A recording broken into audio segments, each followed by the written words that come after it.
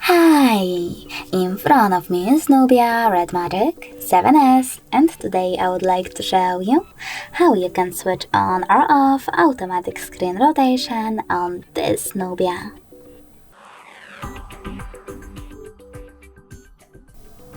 First of all, go into Tab menu. After that, you need to tap on Auto Rotate shortcut. And as you can see, mine is blue. That means that auto rotation is now on. If you wish to turn it off, you can do that by clicking on the same now blue shortcut. If you want to, you can always go into settings as well, tap on display section and scroll all the way down. Then manage auto rotation by clicking on this switcher next to auto rotate screen. Thanks so much for watching. If you enjoyed this video, leave a like, comment and subscribe. Bye!